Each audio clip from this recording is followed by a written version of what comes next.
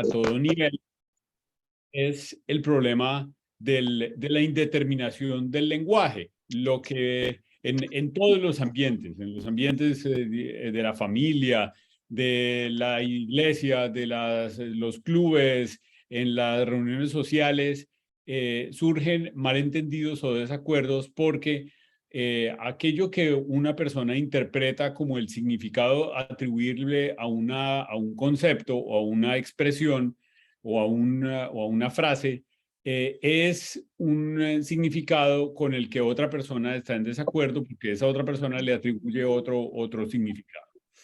Y eso pasa con todos los conceptos que nosotros tenemos hoy día en todos los ámbitos, en todos los ámbitos. Muy bien. Ese problema de la indeterminación, pues es un problema que los teóricos del derecho creo que hay alguien que tiene...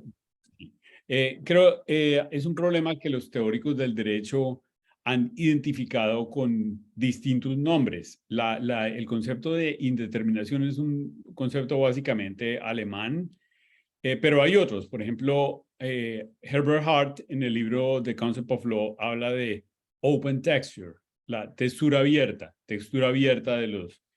de las palabras.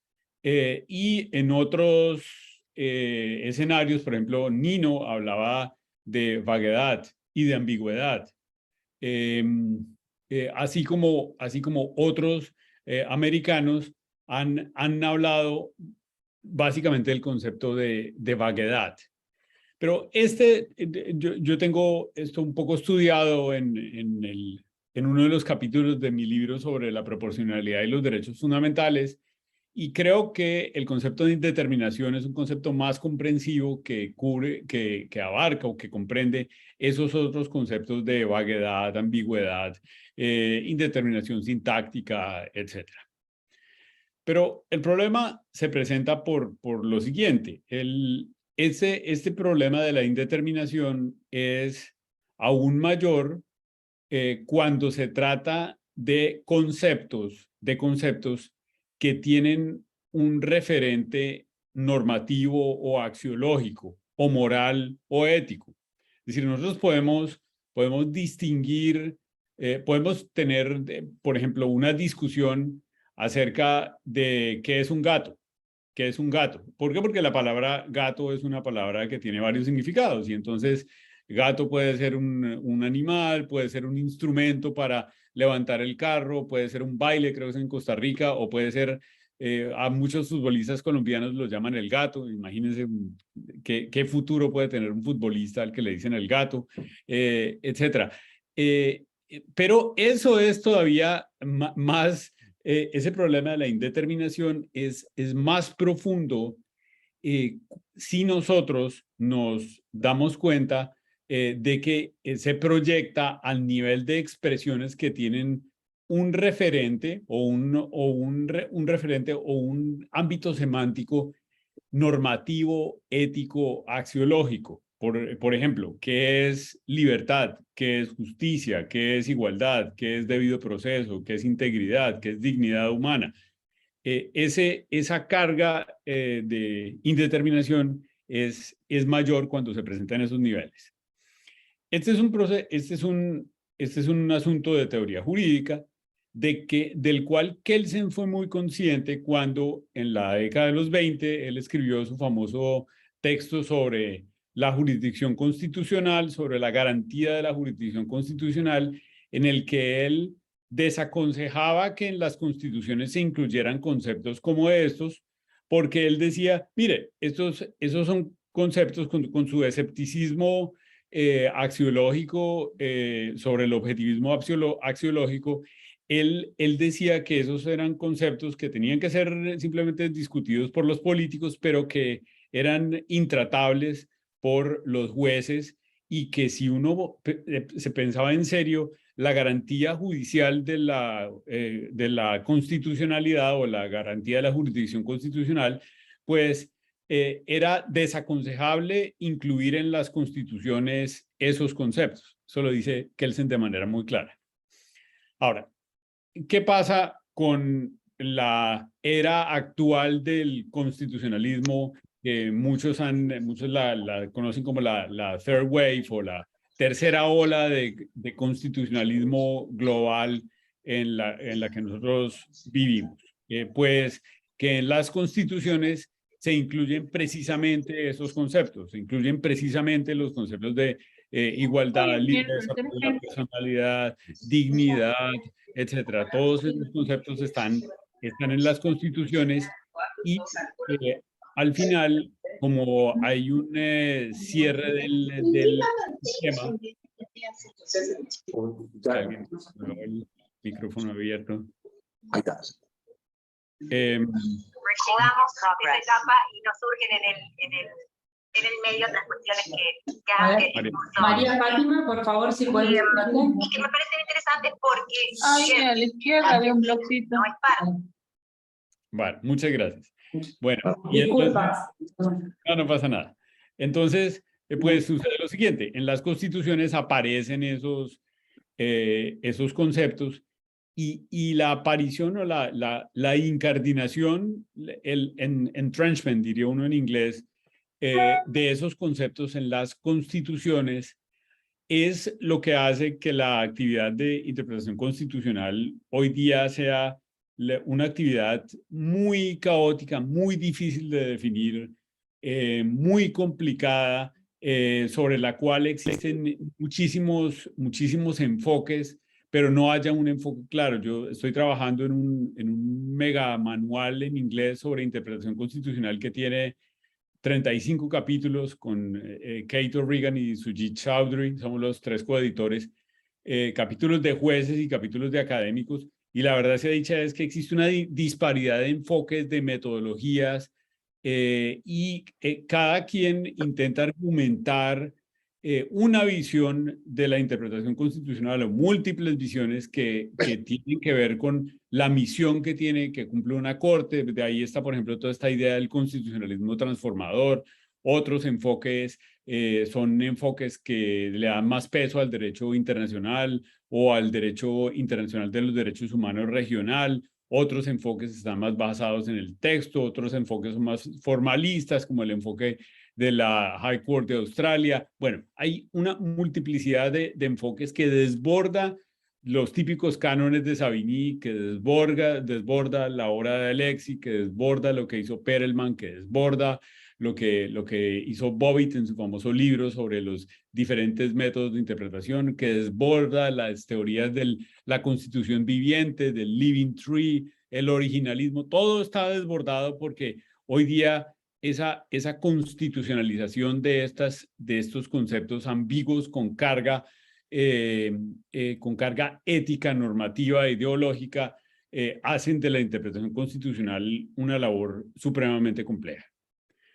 Pero hay una realidad que es la siguiente, y es que al final las Cortes Constitucionales o las Cortes Supremas, como pasa en Argentina, que cumplen una labor de cierre del ordenamiento jurídico, son los intérpretes que interpretan esos conceptos intratables, esos conceptos que básicamente son intratables, y derivan, y permítanme poner entre comillas la expresión derivan, o fundamentan con base, begründen sería en inglés, perdón, en alemán, la expresión para referirse a que begründen está basado en la palabra gründen, que es dar razones, o dar razones por las cuales, dan razones por las cuales, fundamentan las razones por las cuales de esos conceptos y de esas expresiones tan abstractas pueden seguirse ciertas concreciones o ciertas normas concretas que tienen que afectan nuestra realidad.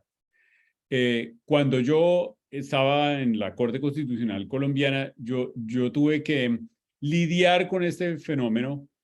¿Por qué razón? Porque si en algún momento uno exige un poco de rigor en el sentido de intentar ver un razonamiento argumentativo o interpretativo claro desde que lleve desde la expresión indeterminada que está en una constitución hasta la regla que una corte constitucional construye, pues inmediatamente uno es tildado como conservador o como formalista, por el mero hecho de pedir que se justifique muy bien mediante premisas claras, mediante argumentos claros, ese paso desde la disposición a la norma, dirían los italianos, diría Crisafulli, desde el texto constitucional a la regla concreta que las Cortes constitucionales crean con base en esas reglas concretas. ¿Ve? Entonces, ese es el problema a nivel interno. Pero a nivel interno, por lo menos, y ya voy a hacer mi transición al nivel interamericano, a nivel interno por lo menos hay una cosa clara, y es que en muchas de las constituciones se declara que la Corte Constitucional o la Corte Suprema es el intérprete supremo, es el intérprete de cierre, y que tiene una legitimidad constitucional más o menos universal para interpretar esas normas y para definir los significados. Obviamente, allí el problema no acaba. ¿Por qué? Porque pues, esas interpretaciones que hacen las Cortes Constitucionales tendrían que además legitimarse por ser correctas o por ser justificables. Y además allí hay dos problemas, y es que las Cortes tienen que respetar el margen de acción o el margen de apreciación o el margen de configuración del legislador, en el sentido de que tienen que reconocer que a veces la única respuesta constitucional correcta es que no hay respuesta constitucional correcta, y entonces son los políticos en la legislación los que tienen que definir cómo trasladar la Constitución a ley o a política pública, y también que hay un margen para el constituyente que tiene el poder de reformar la Constitución. Pero bueno, esto podemos dejarlo para otro día. Pero ese problema se hace todavía mucho más grave cuando hablamos de los sistemas internacionales de derechos humanos. Y aquí voy a poner el ejemplo del sistema interamericano de derechos humanos. ¿Por qué razón? Pues porque, en primer lugar, la aprobación de esos instrumentos internacionales tiene unos pasos de derecho internacional que están obviamente en la Convención de Viena y también en normas internas de los estados, y que hacen, interpretados de buena fe, que hacen que los estados solamente se comprometan con lo que aparece en el tratado, es decir, con las palabras del tratado. Por ejemplo, una cosa que yo he insistido es que cuando los estados que pertenecen al sistema interamericano de derechos humanos aprueban, pues se aprueba la Declaración y luego la Convención Americana de Derechos Humanos, esos estados se comprometen con el texto del artículo 4 que dice: la vida se respeta en general desde la concepción, Y eso es de acuerdo con el Convenio de Viena sobre el derecho de los tratados. Eso es lo que resulta exigible para los estados, de allí es donde salen las obligaciones para los estados. Y mi guagua.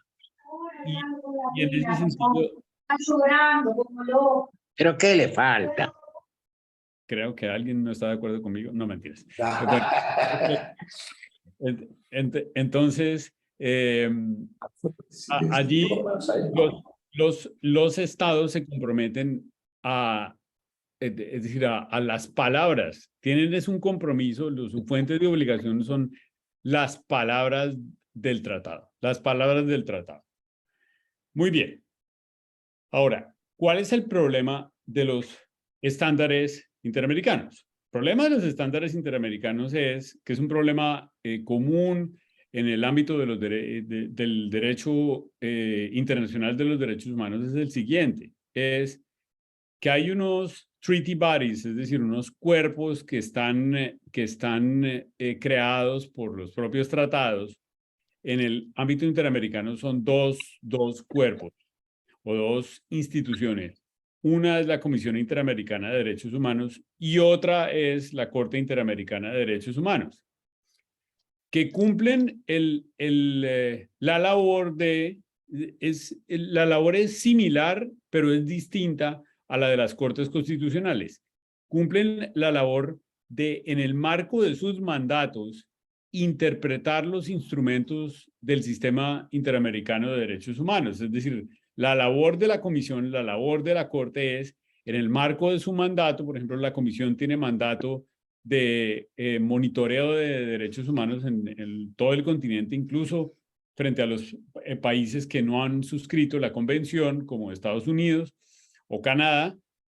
Dos, la comisión tramita las peticiones de medidas cautelares, y tres, la comisión tramita la primera fase de peticiones y casos, Lo que tiene que hacer la comisión es, en el marco de las funciones, de esas tres funciones, y teniendo en cuenta o frente a los asuntos que se le presenten, interpretar la convención e interpretar la declaración y los demás instrumentos que han sido válidamente ratificados por los estados. Algo similar hace la Corte. La Corte, dentro de su mandato, es decir, la solución de fondo de los casos, la solución definitiva de los casos, pues tiene que hacer lo mismo, que es interpretar esa convención. En el estricto sentido, la Corte sí está vinculada por la Convención Americana sobre Derechos Humanos. Ahora, ¿cuál es el problema de los estándares interamericanos? El problema de los estándares, o el problema de legitimidad de los estándares interamericanos, es que esos estándares, yo aquí quiero precisar la terminología. Por estándares yo me refiero a lo mismo que se refiere a la comisión o a lo mismo que se refiere a la Corte, que es el conjunto de reglas que crean la comisión y que crea la Corte al interpretar la declaración, la convención y los demás instrumentos válidos del sistema, como la Convención Belén do Pará, en el marco de sus funciones, para resolver casos, o en el marco de monitoreo para cumplir sus funciones. Entonces, el problema de legitimidad es el siguiente, y es que la legitimidad de esos estándares puede interpretarse de tres maneras. La palabra legitimidad, o el concepto de legitimidad en materia de teoría jurídica y política, tiene por lo menos tres acepciones. Una acepción que es la de legitimidad legal, y es que esas reglas se configuren de acuerdo con los procedimientos que están previstos en las fuentes del derecho del sistema. Frente a esa legitimidad jurídica, pues lo cierto es que el sistema no dice mucho, es que la convención no dice mucho, que la declaración no dice mucho, y lo cierto es que la propia comisión, yo estoy en desacuerdo con esa tesis, y la Corte también, yo estoy en desacuerdo con esa tesis. Lo que han intentado decir es que ellos son intérpretes universales de esas fuentes, de esos tratados, y esta tesis, y es que una vez un Estado ratifica la convención, entonces acepta automáticamente todos los estándares, que la comisión y la Corte concrete. Es decir, la idea es, o la idea de la que parte la comisión, y eso lo ha dicho literalmente, y también en la Corte, es que una vez un Estado suscribe y entra al sistema, entra al club, automáticamente acepta, o se entiende que aceptó la legitimidad jurídica de todo lo que diga la convención, la comisión y la Corte. Yo estoy en desacuerdo. Eso es un salto argumentativo, es una falacia clarísima. Segundo contenido de legitimidad, que es la legitimidad fáctica o empírica, que parte de lo siguiente, y es el decir que una norma es legítima porque los destinatarios la aceptan, no por su aceptabilidad, sino por su aceptación. La comisión y la Corte siempre presuponen esa legitimidad, y entonces dicen, no, es que nosotros tenemos el respaldo de la sociedad civil y el respaldo de los estados que aceptan lo que nosotros decimos. Mi tesis siempre ha sido justamente la contraria, y es, mire, esa aceptación hay que probarla.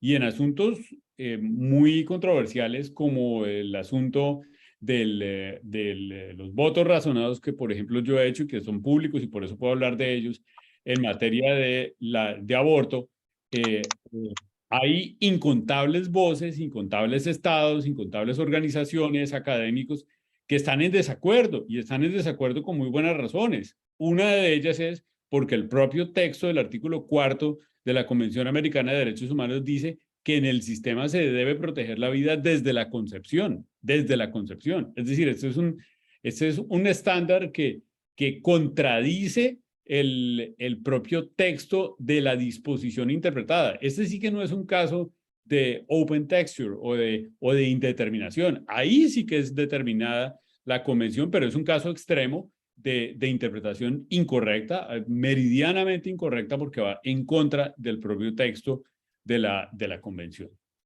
Pero en todo caso, lo cierto es que hoy día eso es un asunto político y fáctico, y es que la propia Comisión y la Corte presuponen esa legitimidad fáctica cuando yo creo que no deberían presuponerla, sino lo que deberían presuponer es que hay asuntos en los cuales hay desacuerdos razonables y también que cada país tiene un margen de acción, un margen de discrecionalidad para definir sus asuntos con los mecanismos democráticos internos.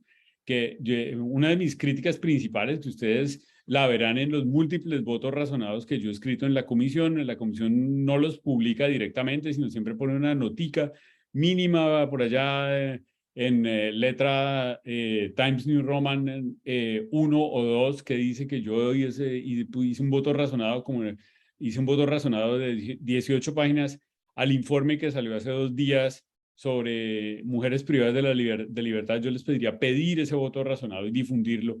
Y en esos votos razonados hay razones que tienen que ver, uno, con las deficiencias de interpretación y, en segundo lugar, con algo que es evidente, y es que esa asunción de que la Comisión y la Corte tienen la legitimidad fáctica para interpretar los asuntos de derechos como quieran, pues es contraria a lo que tiene que hacer la propia OEA, que es incentivar la democracia. Lo que tiene que hacer la propia OEA es incentivar la deliberación interna democrática y no resolver con paracaídas, con estándares que llegan desde San José o desde Washington con paracaídas, los asuntos más controversiales y que dividen más a las sociedades.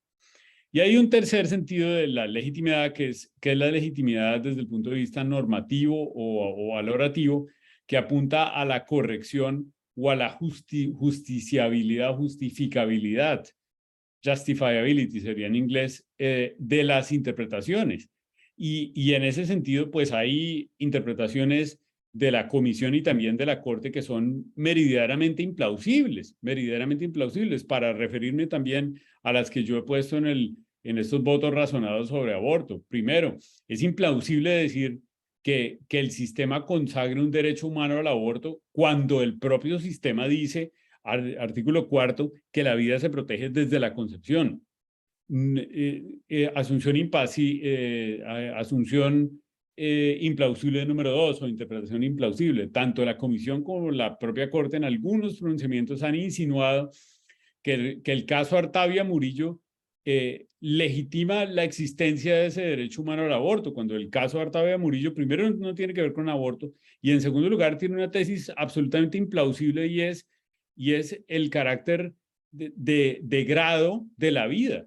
Es decir, como si uno pudiera, como si el hecho de estar vivo fuera una cuestión de grado, y a medida en que el óvulo fecundado tiene más tiempo, pues entonces es más digno de protección en su vida. Eso es una tesis absolutamente implausible, porque estar vivo, y yo creo que para esto no se necesita estudiar lógica, estar vivo es una cuestión de todo o nada. O uno está vivo o está muerto, pero alguien no puede estar 20% vivo o 40% vivo o 50% vivo, y por ende es falaz pensar que la protección jurídica de la vida deba ser mayor cuanto más maduro sea el embrión. Es decir, por lo menos hay estos dos argumentos que atentan contra la plausibilidad de dos tesis que en esa materia son muy populares, y, como les digo, como las he escrito en mis votos razonados, tengo legitimidad yo para hablar de ellas. Entonces, ¿en qué consiste hoy día este problema de los estándares? ¿Cuál es el problema de los estándares? Que yo creo que es un problema no resuelto. No resuelto, ¿por qué razón? Porque desde luego que las palabras que están en los instrumentos interamericanos de derechos humanos tienen unos referentes y esos referentes son indeterminados y la indeterminación hace que deban aplicarse no solamente a los casos obvios o a los casos que son absolutamente incontroversiales.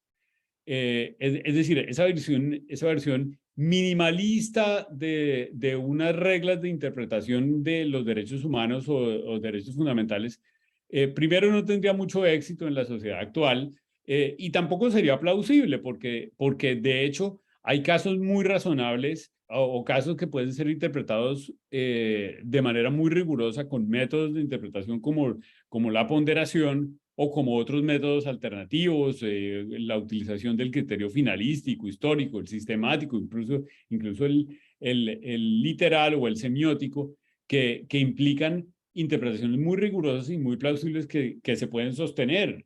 Por ejemplo, el artículo que protege el debido proceso en la convención, pues protege el derecho a la doble instancia. Esto ha llevado a que haya un cambio en muchos ordenamientos jurídicos en América Latina, en el cual a personas que eran aforadas y que solamente tenían una instancia, en los procesos penales ahora se les concede 2 instancias. Pues eso es un caso en el cual la Corte Interamericana, en varios casos plausibles, derivó de esa disposición de la Convención la tesis de que incluso para los aforados la doble instancia aplica. Y esa es una interpretación plausible, rigurosa, que además ha ajustado muchos de las reglas internas de los estados al debido proceso. Eso es de buen recibo.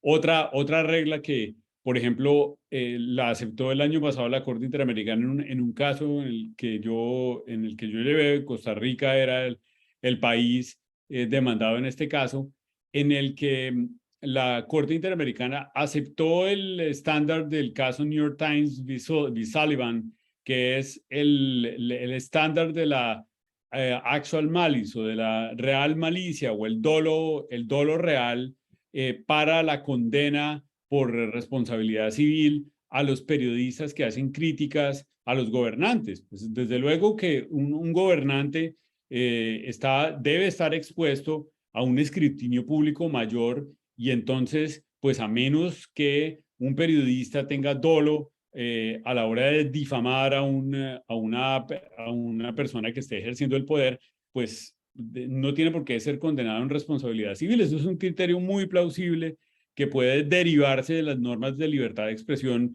de la Convención. Entonces, yo no creo que la visión más minimalista y ultraformalista sea la correcta, pero tampoco la visión contraria, que es la visión que hoy día impera, y no solamente en el sistema interamericano, sino también, por ejemplo, en el sistema de la ONU, y es básicamente, yo la llamo así la función del cheque en blanco, y es que cuando un Estado ratifica la convención, entonces da un cheque en blanco para aceptar todo lo que diga la comisión. Cualquier pasante que hace un comunicado de prensa o un tuit, entonces eso ya se convierte en estándar interamericano, que además, según dice la Convención y la Corte, de una manera muy ligera, con la que yo tampoco estoy de acuerdo, pues se convierte en un estándar que es controlable por convencionalidad por cualquier juez interno. Es decir, eso es una locura máxima. Es decir, esto carece de cualquier rigor de tipo metodológico, interpretativo e institucional. Entonces, ese es el primero de los problemas que yo planteo en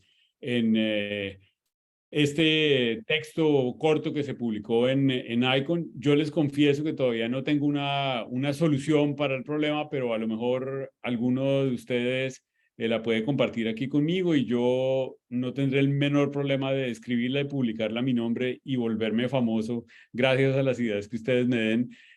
Así que yo creo que con esto cierro mi tiempo y ahora podemos pasar a lo más bonito, que es el debate. Muchas gracias.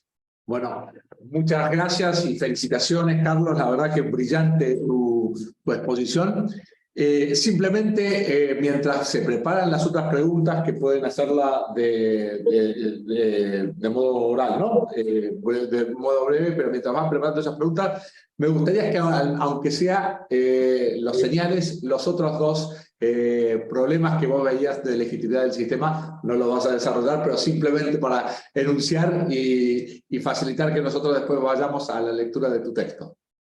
Muchas gracias. Pues sí, simplemente que ahí apunto otras dos cosas. Hay muchísimos problemas de legitimidad del sistema.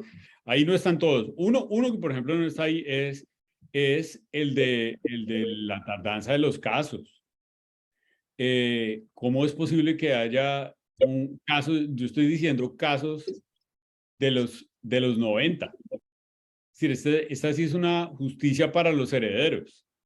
Así que ese es el peor, yo creo. Más otras cosas, por ejemplo, que no exista transparencia en los casos, que nadie, que en la Corte Constitucional colombiana, eso es una cosa que yo he reiterado por entero en el sistema interamericano. En la Corte Constitucional colombiana, cualquier persona, ustedes desde Argentina, cualquier persona podría entrar y hoy buscar el estado de cualquier expediente y saber en qué va y cuál es el próximo paso. Y podría comparar todos los expedientes y saber que ninguno tiene más velocidad que otros. Esto no se puede decir, no se puede hacer en el sistema interamericano. Pero hay otros problemas de los que yo hablo en ese texto, que es uno muy claro, que es el problema de la asimetría en las exigencias de debido proceso. Hay estados a los que, por ejemplo, eso lo sé y es una constante, es Vox Populi, hay estados a los cuales les notifican 50 casos el viernes por la noche y les dan hasta el lunes por la mañana para responder. Pues esto no es, en casos que llevan 15 años hasta el sistema, eso no es de recibo. Menos en estados, por ejemplo, Surinam, esto me lo dijo la canciller de Surinam. Surinam es un país pues, que trabaja en Dutch y entonces pues ellos tienen que recibir todo en inglés, ir al Dutch, circular eso con las autoridades que lo mandan en Dutch y volver la traducción. Pues no pueden mandar nada para el lunes siguiente. Entonces, asuntos de debido proceso. Y otra cosa es el problema de las recomendaciones. Las recomendaciones que hace la comisión o las decisión de los fallos de la Corte muchas veces son desproporcionadas, hacerle una plaza en memoria de alguien, o cuánto cuesta hacer esto, o una campaña educativa para no sé qué cosa. Es decir, esto es algo que no se ha pensado, y allí eso también mina la legitimidad del sistema. Entonces, el trabajo también trata de algunos de estos aspectos. Perfecto, muchísimas gracias. Ahí veo al profesor Alfredo Vítolo, que también tiene experiencia de haber actuado o interactuado con el sistema, que quiere hacer alguna pregunta. Bueno, gracias. Felicitarlo a Carlos por la excelente exposición, que no es novedosa para mí y que comparto en un 100%. Pero quiero hacerle dos preguntas. La primera respecto a los comunicados de prensa de la comisión, que se han transformado en el nuevo informe. De hecho, en la República Argentina, puntualmente, hace pocos días, recibimos un comunicado de prensa en donde la comisión, o alguien en la comisión, planteaba una situación en donde fácticamente hacía presunciones que no necesariamente correspondían con la realidad en función de lo que recibía de algún sector, sin preguntarle al Estado primero. Y esto genera una situación bastante desigual. ¿Por qué? Porque altera el derecho de defensa del Estado, que se ve enfrentado a una condena previa sin haber tenido la posibilidad ni siquiera de acercarle información a la comisión. Y el segundo punto es cómo ve la comisión de aquí a los próximos 2 años, que es el tiempo que le queda a Carlos en la comisión, a la luz de las elecciones que tuvieron lugar hace 2 días en Washington. Muchas gracias, Alfredo, por esas preguntas. A ver, 2 puntos. En relación con lo de los comunicados, yo estoy totalmente de acuerdo. Yo he insistido en 2 cosas desde que empecé como comisionado, y es, número 1, la comisión tiene que respetar el debido proceso. y tiene que escuchar a todas las partes interesadas y cada pronunciamiento de la comisión debe tener todas las visiones de todos los interesados. Número 2, y es que los tweets y los comunicados de prensa es decir, no deben ser una fuente para pronunciarse que deba tener la comisión, y mucho menos para crear estándares. Mucho menos para crear estándares. ¿Qué es lo que a mí me parece más peligroso? ¿Por qué razón? Yo ya he visto sentencias, por lo menos de algún juez colombiano, que dice tal, la Comisión Interamericana dijo en su comunicado de prensa tal, eso es derecho interamericano, estándar interamericano que tiene carácter supraconstitucional, por tanto se decide este caso de acuerdo con esto. Y ahí es donde va el problema de la legitimidad. Primero, esos comunicados de prensa no los vota toda la comisión. Hay unas reglas que yo todavía no acabo de entender quién vota qué cosa, pero intenten ustedes verlas en internet a ver si encuentran dónde están esas reglas, y si alguien encuentra me las explica. Número 2, eso lo termina describiendo pues una persona desconocida sin legitimidad ninguna de un estado, ni de todos los estados de la región. Ergo, eso no puede ser derecho vinculante para los estados. Eso no puede ser derecho vinculante para los estados. Y en tercer lugar, yo estoy de acuerdo contigo. Hay muchos casos en los que, muchos comunicados de prensa en los que decididamente hay un prejuzgamiento de un caso que va de fondo. Y entonces, pues, yo he votado en contra de muchos de esos, en los que la comisión directamente ya le da la razón a una persona que fue y puso una queja. Y en ese sentido, pues, ¿qué garantía tiene el Estado? ¿Qué garantía tiene otra contraparte para litigar el asunto en franca lid? Y la otra cosa es el de la imparcialidad, y es que la comisión es un órgano de la OEA que tiene que ser imparcial, Yo incluso he dicho públicamente que la comisión, que la comisión siempre se declara províctima. Es decir, la comisión, por lo menos en la fase de casos y del trámite de medidas cautelares, tiene que actuar con imparcialidad y tiene que verificar objetivamente el cumplimiento de las condiciones, y una de las exigencias para poder trabajar con imparcialidad es no prejuzgar, es que se considere toda la evidencia antes de siquiera pronunciarse. Y en segundo lugar, pues frente a las elecciones, pues yo diría que seguiré estando yo, como algún amigo decía por ahí, como algún locutor de la radio colombiana decía, que lideraba un maravilloso problema de la música clásica. Él decía, este programa es para la inmensa minoría. Pues yo estaré en la casi absoluta minoría. Continuaré. Pero bueno.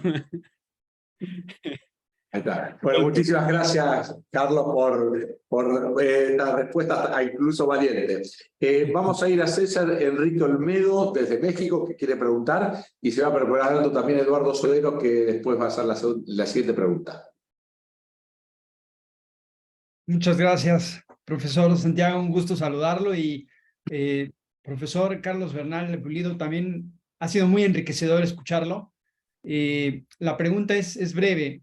Ahora que ha mencionado este desafío y se ha detenido a decir que mucho de esto es por un problema de interpretación, y que está trabajando en su texto, que mencionó de los 3 editores, para toda la multiplicidad de versiones sobre un mismo problema, la pregunta es, aprovechando que en su formación hay también una línea de filosofía, ¿cree que el derecho natural contemporáneo, el realismo jurídico clásico, podría servir de modelo de base para construir una teoría de la interpretación jurídica un poco más sólida o más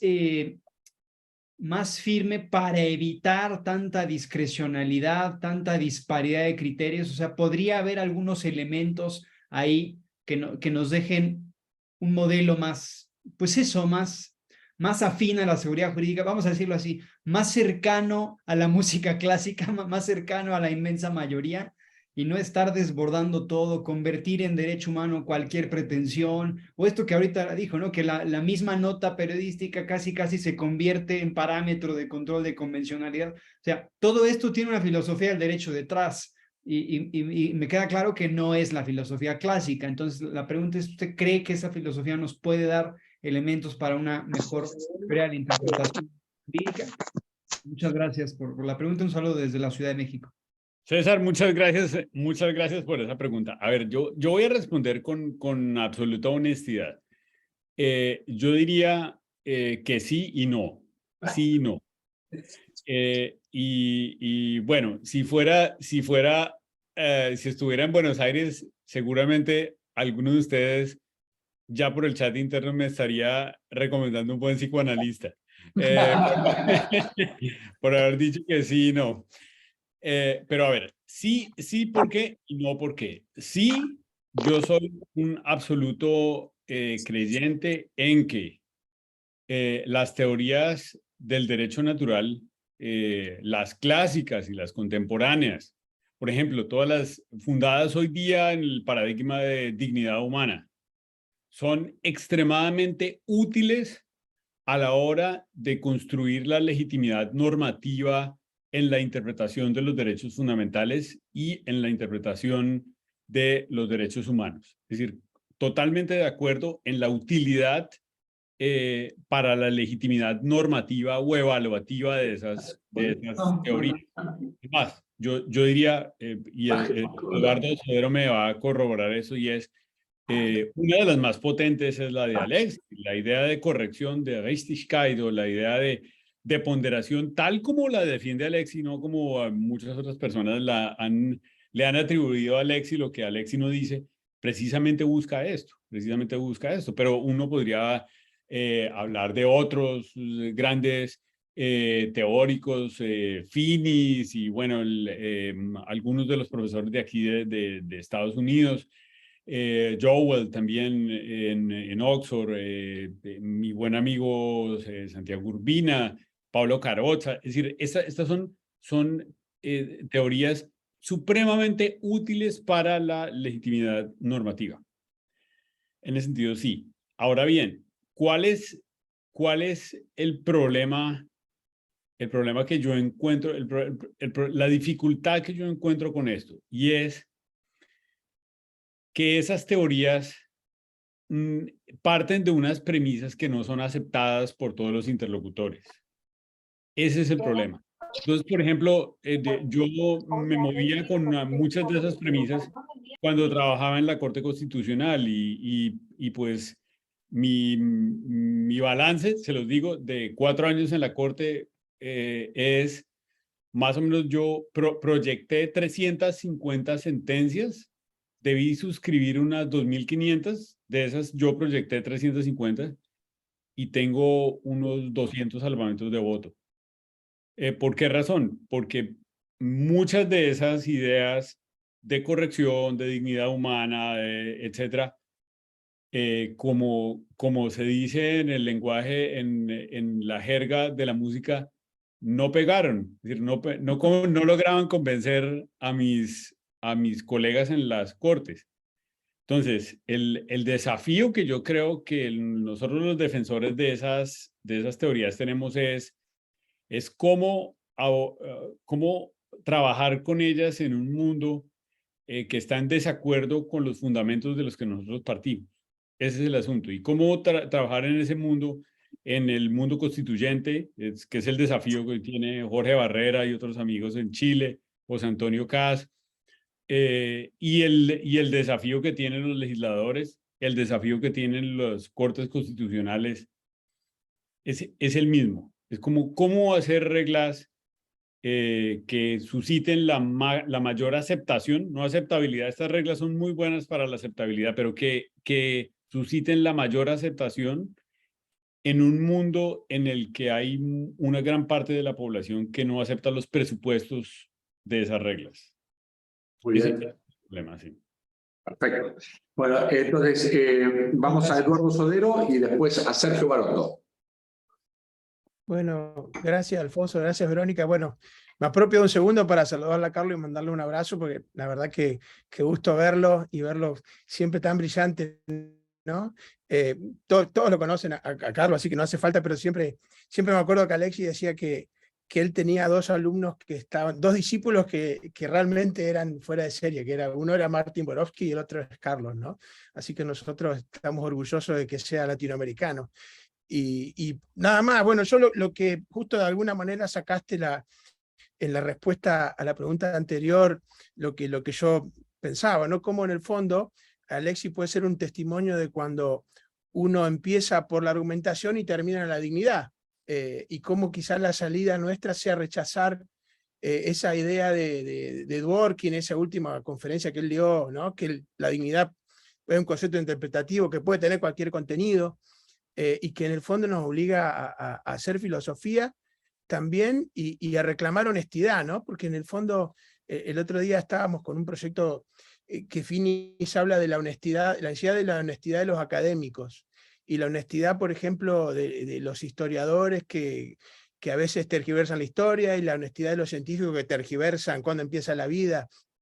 Quizá la salida es pensar que la verdad está del lado de los que pensamos que los derechos humanos no son un juguete, y cómo a veces la Corte y el sistema interamericano termina siendo, instaurando esto del positivismo de los derechos humanos, negando el hombre mismo, ¿no? Por eso que las voces disidentes terminan, a la larga, son las que van a llevar la razón. Por eso, en el fondo, le había mandado un mensaje para anotarme y preguntarte esto que terminaste respondiendo, de que terminamos cayendo en la dignidad como el concepto sobre el cual gira todo, ¿eh? Y acá varios que han escrito sobre dignidad recientemente lo pueden decir. No sé, creo que lo compartís, casi que no es una pregunta, ¿no? Pero lo dijiste antes de que lo diga. Así que bueno, te lo quería agradecer por la claridad aparte con la cual llegaste a ese punto, en el fondo, ¿no? Claro, Eduardo, muchísimas gracias por tus comentarios, y simplemente, como estoy de acuerdo con lo que dices, simplemente yo quisiera contar una anécdota que es la siguiente. Yo tengo una esposa que no me merezco, es una esposa maravillosa, se llama María José, y ella literalmente se preocupaba por mí mucho cuando yo estaba en la Corte Constitucional, porque me veía intranquilo, veía que yo no dormía bien, porque yo terminaba la sala plena y salía salía disgustado, y por la noche a veces no podía dormir bien. Y bueno, yo recuerdo que una de las semanas en que yo menos pude dormir fue una semana en la que yo estaba totalmente indignado, hablando de dignidad, por la siguiente razón. En la misma semana, la Corte Constitucional, por una mayoría de 6-3, reconoció, sacó una sentencia en la que reconocía que existía un derecho fundamental a abortar. Año 2018, yo escribí un salvamento de voto poderoso, pero no hizo mella y perdimos ese caso.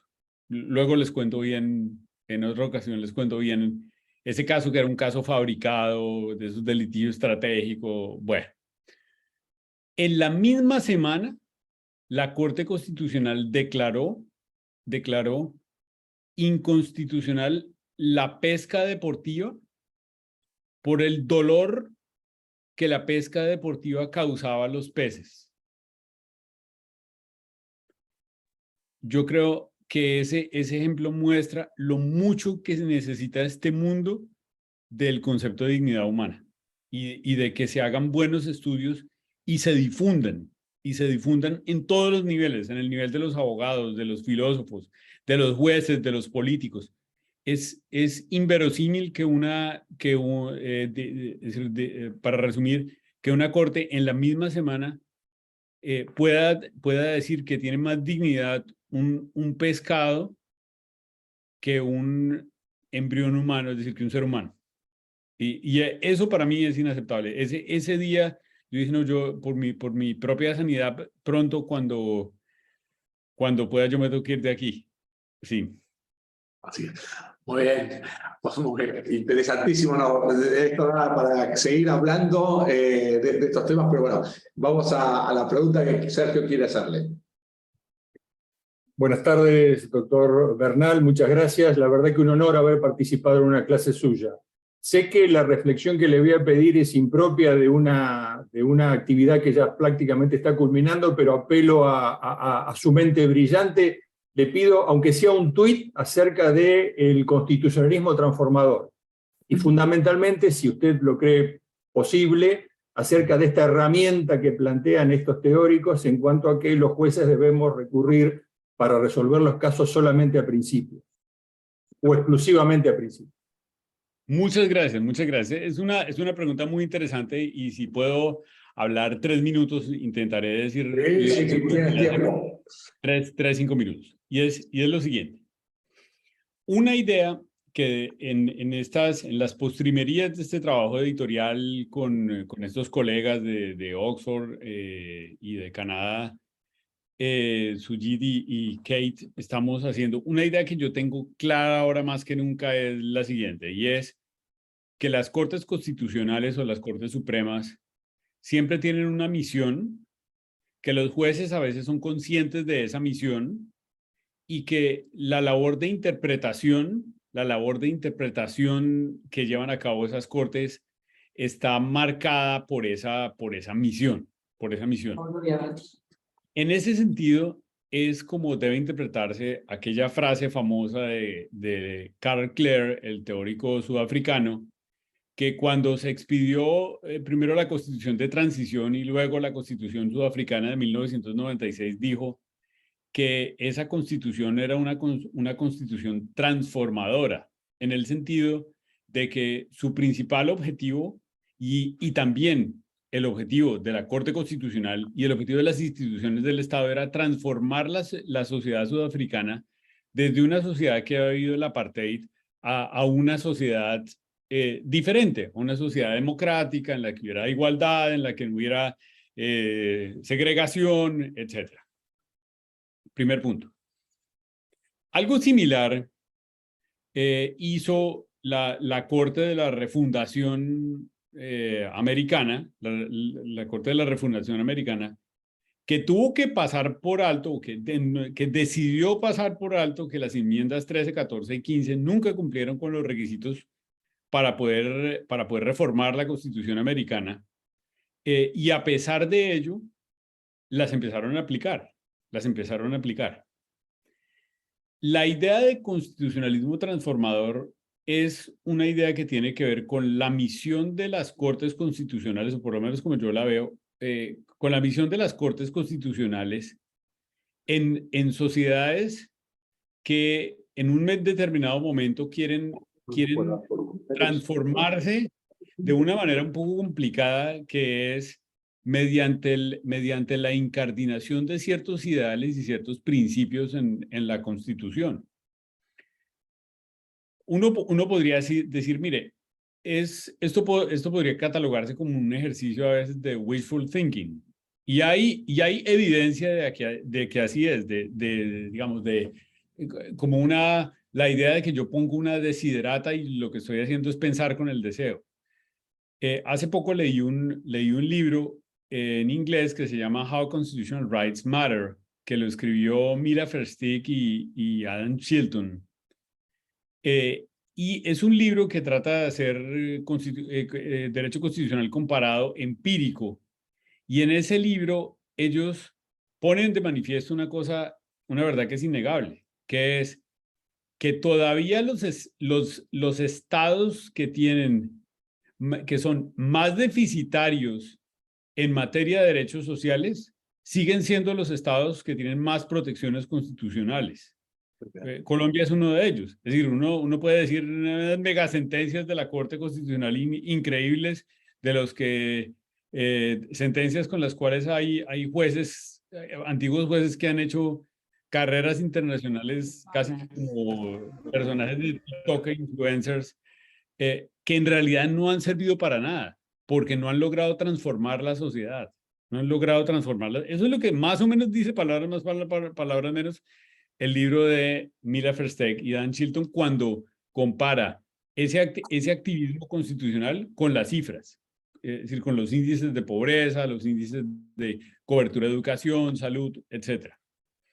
y que contrastan, por ejemplo, pues con un país con el que yo viví 8 años, quiero con todo mi corazón, que es Australia, en el que no hay derechos en la Constitución, la gente nunca quiso derechos, piensa que eso es una cosa súper problemática porque eso le da mucho poder a los jueces, y tienen razón, y sin embargo, pues tienen derechos, en el sentido de que si alguien se enferma, pues va al médico, no tiene que ir al juzgado, y si alguien necesita educación, pues va al colegio, no tiene que ir a pedirle al juzgado, etc.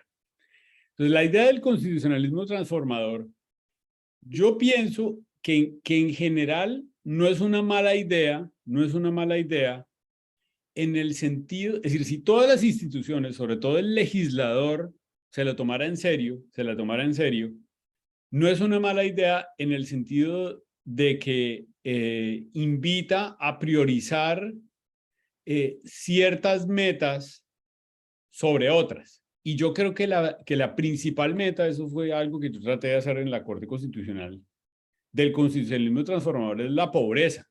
Es tratar de disminuir la pobreza y la desigualdad. Es más, yo creo que a eso era lo que se refería Carcler en su texto primigenio. Y muchas de las sentencias que uno diría insignes de constitucionalismo transformador tienen que ver con ese tema de pobreza, derechos sociales, en los que todavía hay muchos problemas. Ahora, eso no es tan fácil. ¿Por qué razón? Pues por la globalización, por el que hoy día no depende solamente del Estado el éxito de una economía, la inversión extranjera está sujeta a miles de variables.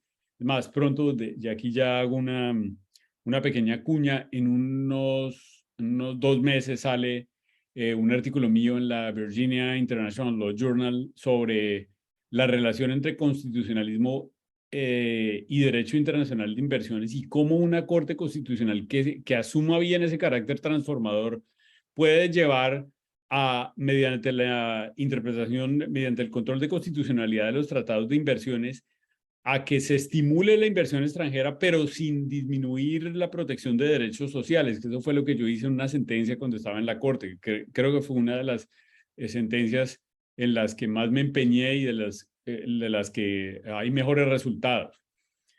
Pero bueno, ese es tema para otro día. Pero yo pienso que en ese sentido no es una mala idea. Ahora, una cosa es cómo surge una teoría y otra cosa es lo que hacen de esa teoría. Ahora, decir que el constitucionalismo transformador entonces es una patente de corso para que ciertas minorías alcancen supremacía sobre otras cuando esas minorías no tenían esa supremacía, o para defender el aborto, y entonces transformar la sociedad y que haya aborto absoluto, es más, si es posible, obligatorio, y para transformar la sociedad en el sentido, eso ya es otro tipo de discurso activista que no tiene nada que ver con el concepto de constitucionalismo transformador. Ahora bien,